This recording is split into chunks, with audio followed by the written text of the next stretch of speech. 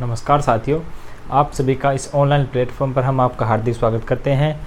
तो आज हम अपनी जो हरियाणा जी के MCQ सीरीज चली हुई है उसको आगे बढ़ाते हैं। तो आज हम देखते हैं कैटेगरी नंबर 11/2019 कैटेगरी नंबर नहीं 11/2019 का कैटेगरी नंबर 16 का ये पेपर है हमारे पास। कौन सा? कैटेगरी नंबर 16 का ये पेपर है हमारे पास। तो सबसे पहले देखते हैं कि HSC ने आपसे क्या पूछा है। तो पहला ही क्वेश्चन है कि निम्नलिखित में से कौन सा एक हरियाणा का सही अर्थ है। तो HSC ने आपसे पहला ही क्वेश्चन क्या पूछा है कि निम्नलिखित में से कौन सा हरियाणा का सही अर्थ है। हरियाणा का सही अर्थ है, ये आपसे पूछा है SSC ने कि हरियाणा का कौन सा अर्थ है बिल्कुल सही है। तो ये जो आपके ऑप्शन है, इन ऑप्शनों के अनुसार हरियाणा का सही अर्थ क्या हो जाता है? आपका हो जाता है ईश्वर का निवास। कौन सा? ईश्वर का निवास। ईश्वर का निवास। तो ये आपके सही आंसर हो जाता है। कौन सा आपका? ईश्वर का निवास क्या है? हरियाणा का बिल्कुल सही अर्थ है। इसके साथ में हम कर लेते हैं कि जो आपका ऋग्वेद, कौन सा? ऋग्वेद के दौरान हरियाणा को क्या कहा जाता था? रज हरियाणे। क्या? रज हरियाणे। अब उसके बाद में हम करते हैं हमारा कौन सा? महाभारत के दौरान महाभारत में हरियाणा को किस नाम से जाना जाता था? बहुधान्य के नाम से जाना जाता था महाभारत में। इसका मतलब क्या होता है कि बहुत सारा अनाज। क्या? बहुत सारा अनाज, ये जाना जाता था। और उसके बाद में हम आगे देखते हैं और आपका रह गया हर्षचरित्र। कौन सा? हर्षचरित्र।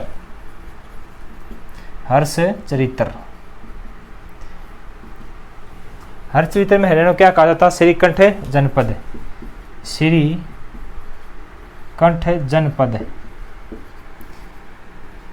और 6वीं शताब्दी में भी हरियाणा को क्या कहा जाता था? श्रीकंठ जनपद। और हरियाणा का सबसे आपसे पूछे कि हरियाणा का सबसे प्राचीन नाम कौन सा होगा, तो वो होगा आपका ब्रह्मावर्त। क्या होगा? ब्रह्मावर्त। तो ये हरियाणा के बारे में एक क्वेश्चन के साथ मैंने आपको कुछ बातें बता दी है। तो अब नेक्स्ट क्वेश्चन देखते हैं कि HSC ने आपसे क्या पूछा है कि हरियाणा के निम्नलिखित गांव में किस गांव में दुनिया की सबसे प्राचीन सिंधु घाटी सभ्यता के स्थल मौजूद है। आपसे क्या पूछा है कि कुछ गांव दे रखे हैं, उन गांव में दुनिया की सबसे प्राचीन सिंधु घाटी सभ्यता के बारे में आपसे क्वेश्चन पूछा है। HSC ने क्या पूछा है कि दुनिया की सबसे प्राचीन सिंधु घाटी सभ्यता के स्थल मौजूद है कि हरियाणा के किस स्थान पर है? किस स्थान पर सबसे प्राचीन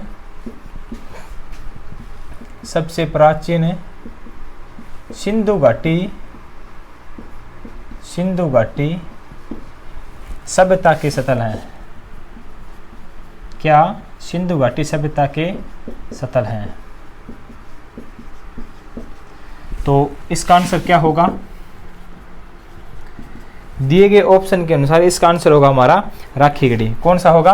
राखीगढ़ी। कौन सा आंसर होगा आपका? राखीगढ़ी। ये कहाँ है आपका राखीगढ़ी?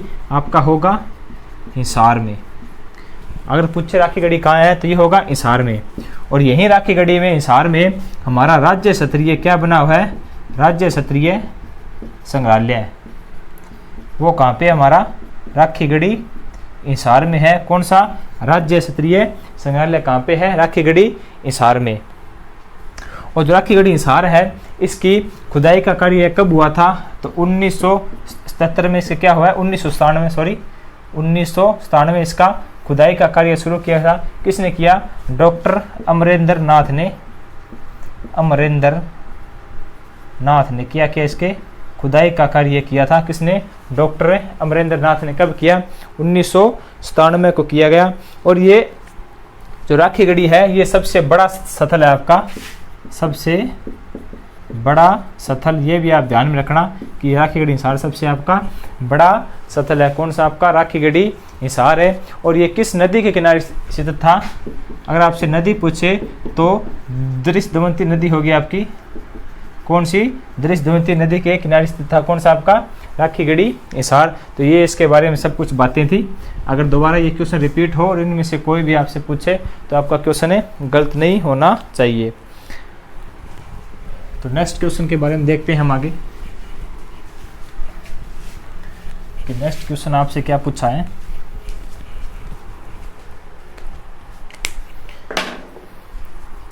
नेक्स्ट क्वेश्चन आपसे पूछा है कि भारत सरकार ने पंजाब को विभाजित करके एक नया राज्य हरियाणा बनाने के लिए शाह आयोग की स्थापना कब की गई? क्या पूछा है आपसे कि आपकी भारत सरकार ने, किसने? भारत सरकार ने आगे क्या कह रखा है इसमें? पंजाब को विभाजित करके नया राज्य, किसको विभाजित किया? पंजाब को विभाजित करके, पंजाब को विभाजित करके नया राज्य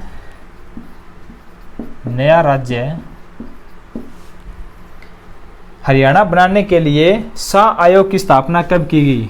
नया राज्य हरियाणा बनाने के लिए शाह आयोग की स्थापना कब की गई?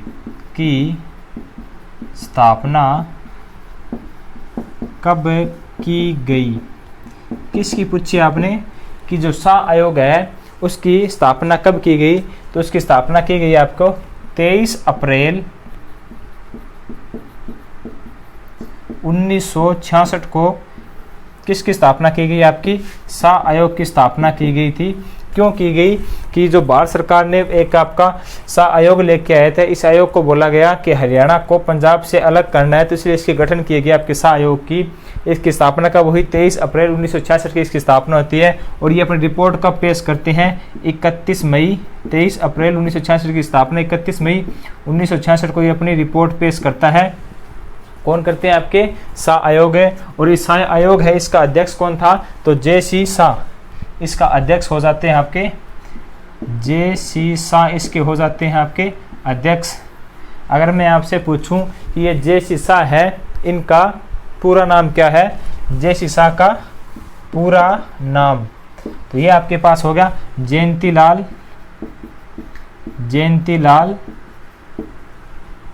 छोटेलाल, जयंती छोटेलाल भी बोल सकते हैं आपको, छोटेलाल और शाह, ये इसके क्या होगा?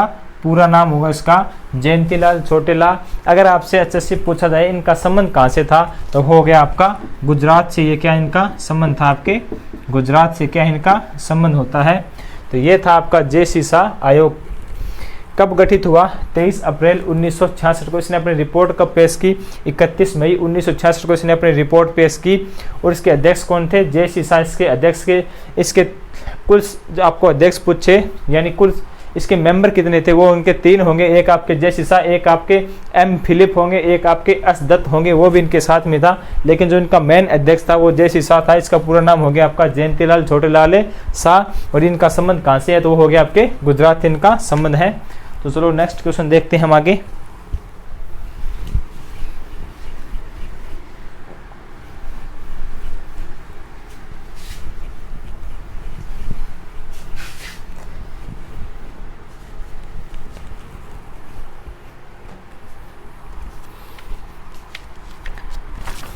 आगे नेक्स्ट क्वेश्चन है आपका कि हरियाणा के किस जिले में व्हीकल सिस्टम पर आधारित किलोमीटर योजना शुरू की गई है? कि जो आपका व्हीकल सिस्टम है, व्हीकल सिस्टम, इस सिस्टम पर है किलोमीटर आधारित स्कीम, किलोमीटर पर आधारित स्कीम हरियाणा के किस जिले से शुरू की गई है? तो वो आपके पास आंसर होगा गुरुग्राम से शुरू की गई है। किलोमीटर आधारित पर स्कीम में कहाँ से शुरू की गई है? गुरुग्राम से शुरू की गई है। ये आपके करंट का क्वेश्चन था आपके, तो ये आपसे पूछा एसएससी ने। तो उसके बाद में नेक्स्ट क्वेश्चन करते हैं कि नेपाल और चीन से, क्या नेपाल हो गया और आपका चीन हो गया, नेपाल और चीन से माउंट एवरेस्ट पर चढ़ने वाली पहली भारतीय महिला, क्या पूछा है आपसे? एक तो आपका नेपाल हो गया, कौन सा? नेपाल, और एक आपका चीन। इन दोनों की तरफ से चढ़ने वाली पहली भारतीय महिला, पहली भारतीय महिला, तो वो कौन सी होगी आपकी? अनीता कुंडू। कौन सी होगी आपकी? अनीता कुंडू। इनका संबंध कहाँ से है? इनका संबंध है इंसार से। अनीता कुंडू का संबंध कहाँ से है? इंसार से इनका संबंध हो जाता है। और ये पहली महिला है जो नेपाल व चीन की तरफ से, दोनों तरफ से इसने चढ़ाई की थी माउंट एवरेस्ट की। और अगर आपसे क्वेश्चन पूछे कि जो माउंट एवरेस्ट है उसकी 2 बार चढ़ाई करने वाली हरियाणा की पहली महिला, तो वो आपकी होंगे, पहली महिला जो आपकी रेवाड़ी से संबंध रखती है वो आपकी पहली महिला हो जाती है। उसके बाद में नेक्स्ट क्वेश्चन आगे देखते हैं कि 1 जनवरी 2020 की स्थिति में पंजाब हरियाणा उच्च न्यायालय के वर्तमान मुख्य न्यायाधीश कौन है? आपसे पूछा है 1 जनवरी 2020 की स्थिति में जो आपका पंजाब और हरियाणा का जो हाई कोर्ट है उसके न्यायालय कौन है, उसके जो मुख्य न्यायाधीश है वो कौन है? तो वो पूछे आपसे, तो वो होंगे आपके रविशंकर झा। कौन से हो जाते हैं आपके? रविशंकर झा हो जाते हैं। कौन से आपके? पंजाब है जो हरियाणा है उसके मुख्य न्यायाधीश कौन से हो जाते हैं आपके? रविशंकर झा हो जाते हैं। और ये जो रविशंकर झा है ये कब बने थे? तो आपके 6 अक्टूबर 2019 को बने थे आपके रविशंकर झा। और ये कौन से नंबर के हैं? तो ये है 39 नंबर के हैं रविशंकर झा। 39वें नंबर हो जाते हैं आपके, रविशंकर झा हो जाते हैं 39वें नंबर के। और उसके बाद में हम नेक्स्ट क्वेश्चन देखते हैं आगे। हरियाणा के किस राजनीतिक नेता को 2019 का यूथ आइकन की किताब से नवाजा गया है?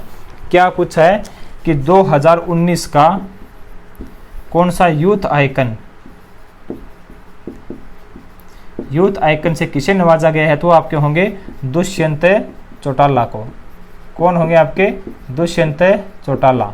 इनकी पार्टी कौन सी है? जेजेपी पार्टी है। इसका गठन कब होता है?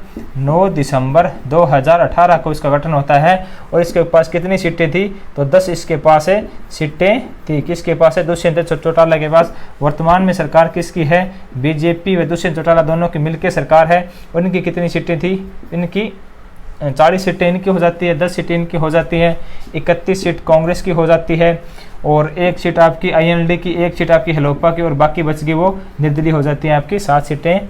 तो इस प्रकार से आप इनको याद रखना। तो आगे देखते हैं हम नेक्स्ट क्वेश्चन। आगे पूछा है कि हरियाणा की 14वीं विधानसभा, कौन सी विधानसभा? 14वीं विधानसभा के उपाध्यक्ष है। तो हरियाणा के जो 14वीं विधानसभा है उसके उपाध्यक्ष पूछे आपसे।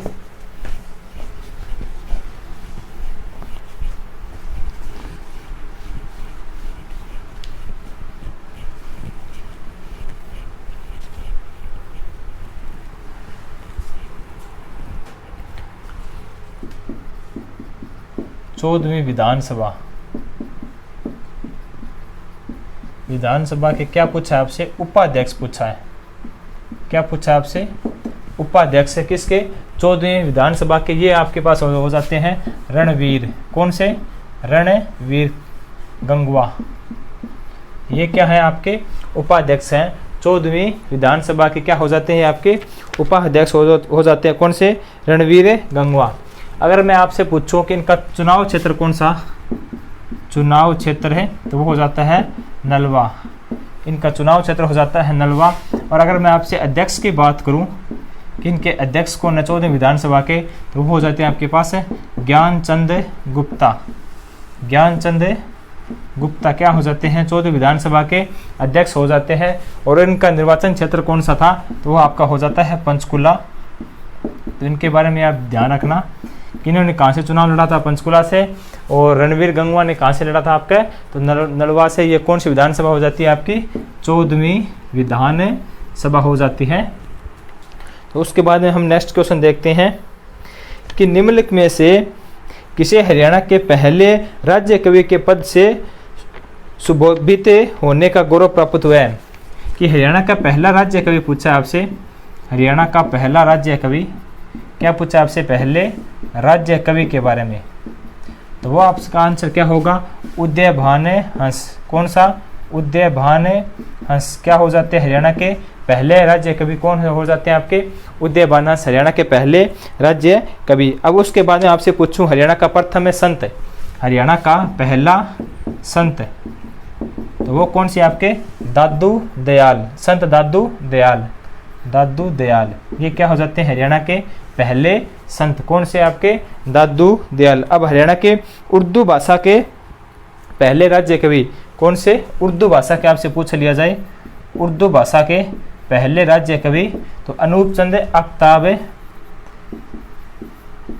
अनूप चंद आफ्ताब, ये क्या हो जाते हैं, उर्दू भाषा के पहले राज्य कवि हो जाते हैं। अगर मैं बात करूं आपसे सूफी कवि, कौन से, हरियाणा राज्य का पहला सूफी कवि, सूफी कवि कि हरियाणा राज्य का पहला सूफी कवि कौन सा है, तो वो हो जाता है आपका मोहम्मद, शेख मोहम्मद तुरक। कौन सा, शेख मोहम्मद तुरक, शेख मोहम्मद तुरक। ये क्या होता है हरियाणा राज्य के प्रथम सूफी कवि। हरियाणा राज्य का पहला राज्य कवि कौन सा है, उदयभान हंस। और पहला संत पूछे आपसे तो दादू दयाल, और पहला उर्दू भाषा का कवि पूछे आपसे अनूप चंद आफ्ताब। और अगर आप सूफी कवि पूछे तो आपका शेख मोहम्मद तुरक ही हो जाते हैं आपके सूफी कवि। अब उसके बाद में आगे बढ़ते हैं। आगे क्वेश्चन में दे रखा है आपको कि टूटा हुआ आदमी, कौन सा, टूटा हुआ आदमी उपन्यास क्या है, ये उपन्यास है, इसके रचयिता कौन है आपसे, टूटा हुआ आदमी, टूटा हुआ आदमी ये क्या है, एक उपन्यास है, उपन्यास। इसके रचयिता के बारे में पूछा आपसे कि इसके रचयिता कौन है, तो वो आपके होंगे मोहन चोपड़ा। क्या हो जाते हैं आपके, मोहन चोपड़ा किसके रचयिता, टूटा हुआ आदमी क्या हो जाते हैं, रचयिता हो जाते हैं आपके मोहन चोपड़ा। इसके कुछ अन्य भी हैं, वो आपके एक तो कटा हुआ पेड़, कटा हुआ पेड़, और उसके बाद में कहीं धूप कहीं छाया, कहीं धूप कहीं छाया, और उसके बाद में करते हैं हम बाहें, इसी का है। और इसके नीड के आगे, नीड के आगे ये भी इसी का है। और एक आपका बंद दरवाज़ा, बंद दरवाज़ा ये भी इसी का है। और कहीं धूप कहीं छाया ये भी इसी का है। उसके बाद में कटा हुआ पेड़ ये भी इसी का है। सॉरी, कहीं धूप कहीं छाया नहीं है, ये आपका होगा एक छाया होगा आपका, कौन सा, एक छाया, ये इसका है एक छाया। और एक इसका होगा आधा कटा हुआ सूर्य, कौन सा, आधा कटा हुआ सूर्य, कटा हुआ सूर्य ये भी इसी का है। तो ये किसके हैं, मोहन चोपड़ा के हैं आपके। टूटा हुआ आदमी, एक छाया, बाहें, नीड के आगे, बंद दरवाजे, आधा कटा हुआ सूर्य, ये किसके हैं आपके, मोहन के हैं। तो उसके बाद में नेक्स्ट क्वेश्चन देखते हैं कि हरियाणा उर्दू अकादमी की स्थापना पूछी आपसे। ये क्वेश्चन फिर रिपीट हो जाता है, हरियाणा उर्दू अकादमी की स्थापना, उर्दू अकादमी की स्थापना तो ये कब हो जाती है आपकी, 22 दिसंबर 1985 को इसकी स्थापना हो जाती है। इसकी जो पत्रिका है उसका क्या नाम है, तो उसका है आपका जमुना तट, जमुना तट इसकी जो पत्रिका है वो हो जाती है। और इसके अध्यक्ष कौन हो जाते हैं, तो वो नरेंद्र इसके अध्यक्ष हो जाते हैं। और इसके उपाध्यक्ष आपसे पूछे, ये निर्देश आपका निर्देशन कर लेना आप, निर्देशक है। निर्देशक इसके हो जाते हैं, और उपाध्यक्ष ये हो जाते हैं डॉक्टर चंद्र त्रिखा, ये इसके क्या हो जाते हैं, उपाध्यक्ष होता है डॉक्टर चंद्र त्रिखा। तो ये थी आपकी उर्दू साहित्य अकादमी। कौन सी? उर्दू साहित्य अकादमी। अब ये जो आपकी उर्दू साहित्य अकादमी है, इसकी एक पत्रिका हो जाती है आपकी जमुना तट। कौन सी? जमुना तट। एक इसकी और पत्रिका है, वो है इसकी उर्दू दिशा, ये आपकी जमुना तट हो जाती है। एक इसकी और पत्रिका है, वो भी आप याद रखना, उर्दू दिशा। तो ये भी आपको ऑप्शन में पूछ सकता है कि निम्नलिखित में से हरियाणा के उर्दू साहित्य अकादमी की पत्रिका का नाम बताओ। आपको जमुना तट के बजाय ये भी मिल सकता है उर्दू दिशा। इसकी लिपि किस प्रकार की है? तो देवनागरी इसकी लिपि के अंदर छपती है ये। और ये जो आपके हरियाणा उर्दू साहित्य अकादमी है, ये कितने प्रकार के पुरस्कार बांटती है? तो वो हो गए आपके 4 प्रकार के पुरस्कार बांटते हैं। कौन सी? हरियाणा की उर्दू साहित्य अकादमी। अब उसके बाद में हम आगे बढ़ते हैं। आगे क्वेश्चन पूछा है आपसे कि इनमें से किस भाषा को हरियाणा की सबसे पुरानी भाषा मानी जाती है? कि जो हरियाणा की भाषा है वो सबसे पुरानी मानी जाती है आपकी खड़ी बोली। ये भी क्वेश्चन बहुत बार रिपीट हुआ है कि हरियाणा की सबसे प्राचीन भाषा कौन सी मानी जाती है? तो आपकी खड़ी बोली मानी जाती है। उसके बाद में नेक्स्ट क्वेश्चन देखते हैं कि निम्नलिखित में से कौन सी पर्वत श्रृंखला हरियाणा के उत्तर पूर्व में स्थित है? कौन सी आपकी उत्तर पूर्व में पूछा है आपसे, उत्तर पूर्व में पूछा है आपसे। तो ये आपका आंसर क्या होगा? शिवालिक की पहाड़ियाँ। ये आपके कहाँ है? उत्तरी पूर्वी में है, 1.67% में फैली हुई है। ये जो शिवालिक की पहाड़ियाँ आपके अम्बाड़ा, यमुनानगर, पंचकुला के अंदर फैली हुई है। उसके बाद में नेक्स्ट क्वेश्चन देखते हैं कि निम्नलिखित में से कौन सी नदी उत्तरी हरियाणा में बहती है? आपसे पूछा है कि जो उत्तरी हरियाणा है उसके अंदर आपके कौन सी नदी बहती है? तो उत्तरी हरियाणा में कौन सी नदी बहती है? आपकी घग्गर नदी बहती है। कहाँ पे? उत्तरी हरियाणा में। आपके उत्तरी हरियाणा में कौन सी नदी बहती है? तो वो आपकी होगी घग्गर नदी। कौन सी? घग्गर नदी। कहाँ पे बहती है? आपके उत्तरी हरियाणा में बहती है। कौन सी घग्गर नदी? इनका उद्गम स्थान कहाँ पे होता है? तो डागसोई नामक स्थान से वो कहाँ पे? आपके हिमाचल प्रदेश से।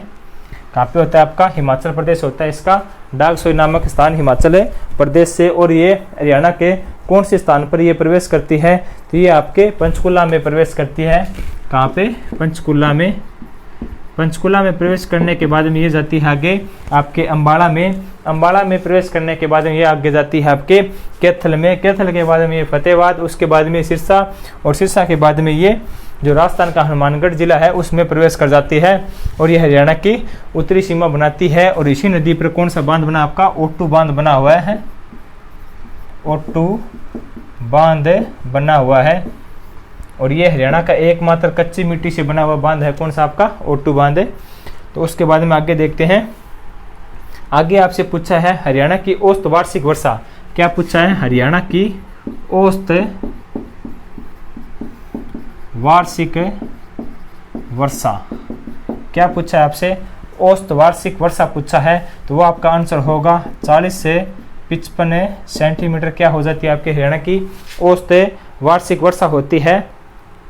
और 536.5 मिलीमीटर ये ऑप्शन में था आपका, ये मैंने मेरी तरफ से बताया है, ये सेंटीमीटर में है। और ये ऑप्शन में था 536.5 मिलीमीटर, इन्होंने मिलीमीटर में पूछा है। अब बताते हैं कि हरियाणा में सबसे ज़्यादा वर्षा कहाँ पे होती है? क्या ज़्यादा वर्षा? तो ये आपकी होगी छछरौली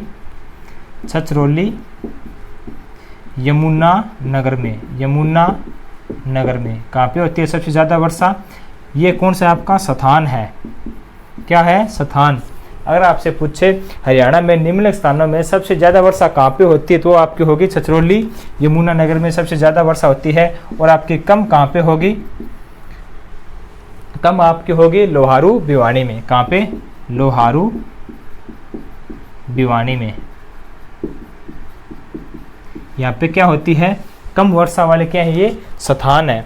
अब आपसे पूछे कि सबसे ज़्यादा वर्षा वाला जिला, क्या पूछे सबसे ज़्यादा वर्षा वाला जिला, तो वो आपका होगा अम्बाला। कौन सा, अम्बाला। सबसे ज़्यादा वर्षा वाला जिला कौन सा होगा आपका, अम्बाला।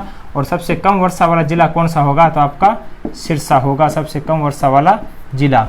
इनमें कंफ्यूज मत होना, ये तो है स्थान कि एक प्रॉपर स्थान जहाँ पे सबसे ज़्यादा वर्षा होती है वो आपका होगा छछरौली, यमुनानगर। और सबसे कम वर्षा कहाँ पे होती है, आपके लोहारू, भिवानी में सबसे कम वर्षा होती है। और जो सबसे ज़्यादा वर्षा कौन से ज़िले में होती है, तो वो आपके अम्बाड़ा में सबसे ज़्यादा वर्षा होती है। और सबसे कम वर्षा कौन से ज़िले में होती है, तो आपके सिरसा में सबसे कम वर्षा होती है। तो इनमें कंफ्यूज मत होना आप। उसके बाद में आगे देखते हैं, आगे लिख रखा है कि हरियाणा के कितने राजस्व मंडल हैं। हरियाणा के राजस्व मंडल पूछे आपसे, राजस्व मंडल के बारे में पूछा, तो आपके कितने हो जाते हैं, 6 राजस्व मंडल हो जाते हैं। जो हरियाणा के जो आपके 6 डिवीजन हैं वही हैं, जैसे आपके अम्बाड़ा हो गया, और आपका हिसार हो गया, आपका रोहतक हो गया, आपका करनाल हो गया, और आपका फरीदाबाद हो गया, और आपका जो गुरुग्राम है वो, ये सब क्या है आपके राजस्व मंडल हैं। तो इनके जो आगे ज़िले हैं वो आप देख लेना। तो उसके बाद में नेक्स्ट क्वेश्चन करते हैं कि दी गई नदियों में से कौन सी, दी गई नदियों में से घग्गर नदी की सहायक नदी पूछी आपसे। तो मैंने आपको नदियों के टॉपिक में बताया था कि घग्गर की सहायक नदी कौन सी थी, तो कौशल्या।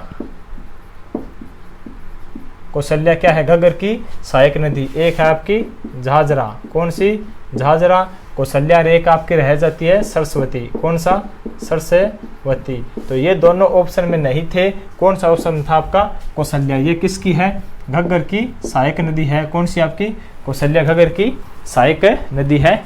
इसी घग्गर की सहायक नदी है कौशल्या। तो इसलिए मैंने आपको बोला था कि इनकी जो सहायक नदी है उनके बारे में आप पढ़ लीजिए। सच्ची आजकल ये पूछने लगी है कि निम्न में कौन सी इसकी सहायक नदियाँ हैं। तो आगे नेक्स्ट क्वेश्चन करते हैं कि 2011 की जनगणना के अनुसार हरियाणा का लिंगानुपात कितना था। क्या पूछा है आपसे, 2011 की जनगणना के दौरान हरियाणा का लिंगानुपात कितना है।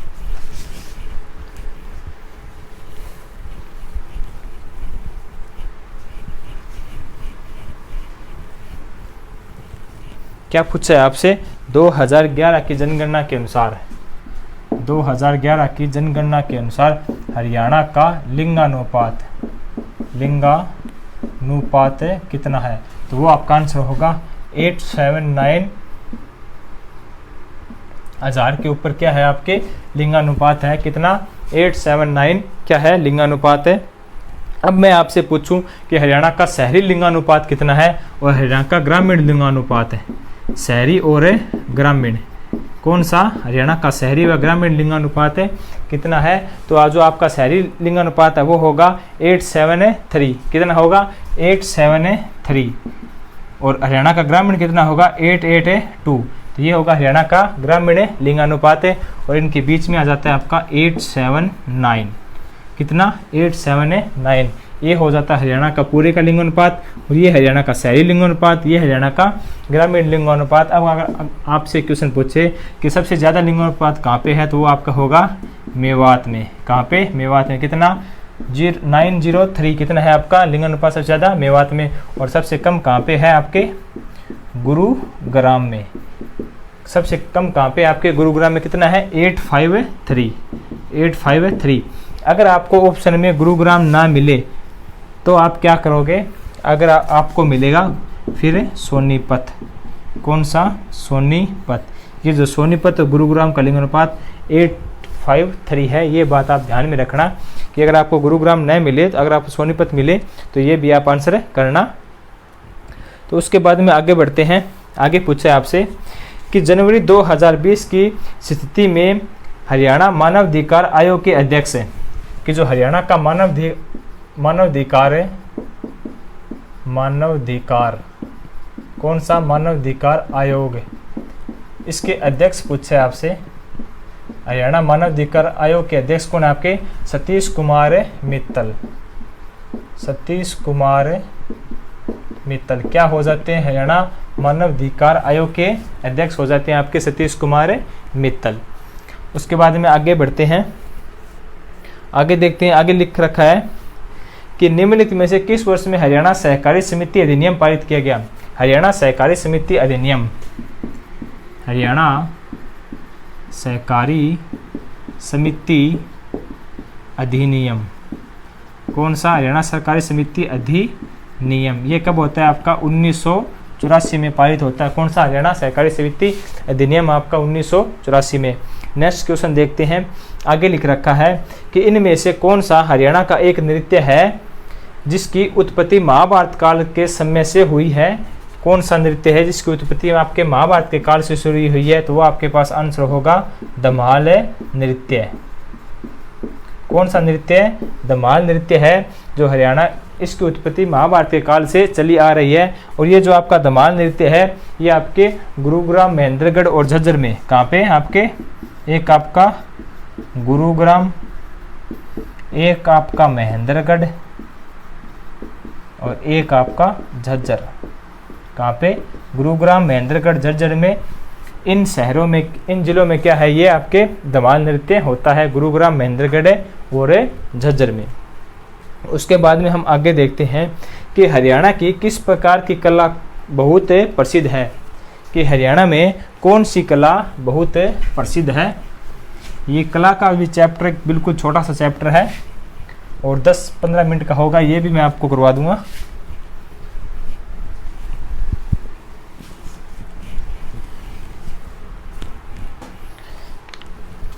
क्या पूछा है इसमें? हरियाणा में किस प्रकार की कला बहुत प्रसिद्ध है? कि जो हरियाणा है इसमें किस प्रकार की कला बहुत प्रसिद्ध है? किस प्रकार की कला बहुत प्रसिद्ध है? बहुत प्रसिद्ध है तो वो आपके पास आंसर होगा फुलकारी। कौन सी? फुलकारी जो कला है ये बहुत प्रसिद्ध है, हरियाणा की फुलकारी कला। इसका अन्य नाम आपसे पूछा जाए तो वो आपके पास होगा गुलकारी। क्या होगा? गुलकारी। किसका? फुलकारी का अन्य नाम क्या होगा आपका? गुलकारी। और अगर ये फुलकारी है, ये जो आपकी कला है ये किस देश से उत्पन्न हुई थी? तो आपका होगा फारस देश से। क्या होती है ये? इसका उत्पत्ति स्थल माना जाता है फारस देश से। अगर अब आपसे पूछे कि बाग और फुलकारी, कौन सा? बाग और फुलकारी का मेल, क्या मेल से कौन सी कला बनती है? उसको बोला जाता है आपका चौप। क्या बोला जाता है? आपका चौप बोला जाता है। बाग और फुलकारी का मेल क्या होता है? आपके चौप बोला जाता है। तो ये थी आपकी फुलकारी कला। उसके बाद में देखते हैं आगे कि सूरजकुंड अंतर्राष्ट्रीय शिल्प मेला पहली बार कब आयोजित किया गया? क्या पूछा है? जो सूरजकुंड आपका मेला है, सूरजकुंड मेला, ये पहली बार कब मनाया गया? पहली बार पूछा है तो ये आपके पास आंसर होगा 1987 में पहली बार सूरजकुंड मेले का आयोजन होता है। और ये कब से हुआ? 1 फरवरी से लेकर 15 फरवरी तक इसका क्या होता है? आयोजन होता है। और प्रथम इसमें देश कौन था सहभागी देश? वो होगा आपके मिस्र होगा। कब? 2009 में। और प्रथम सहयोगी जो आपका राज्य कौन सा होगा? तो वो होगा आपका राजस्थान। कब बना ये? 1989 में। और अब देखते हैं कि जो आपका 34वां सूरजकुंड मेला है, ये सूरजकुंड मेला कहाँ लगता है आपका? फरीदाबाद में। ये भी आप याद रखना, फरीदाबाद में। ये जो आपका 34वां सूरजकुंड मेला है इसका उद्घाटन किसने किया? तो राष्ट्रपति रामनाथ कोविंद ने। इसमें सहयोगी देश कौन था आपका? उज्बेकिस्तान है। इसमें क्या थे आपके? सहयोगी देश था उज्बेकिस्तान है। और राज्य पूछे आपसे तो वो आपका कौन सा होगा? हिमाचल प्रदेश। ये आपके थे राज्य हिमाचल प्रदेश। किसमें? 34वें सूरजकुंड मेले में उज्बेकिस्तान और आपका हिमाचल प्रदेश है। और अब जो आपका 35वां सूरजकुंड मेला है वो कोरोना के कारण नहीं हो सका, उसको टाल दिया गया है। तो ये थे आपके सूरजकुंड मेला। तो आज की क्लास करते हैं यहीं पे समाप्त। तो मिलते हैं नेक्स्ट क्लास में, तब तक के लिए जय हिंद, जय भारत।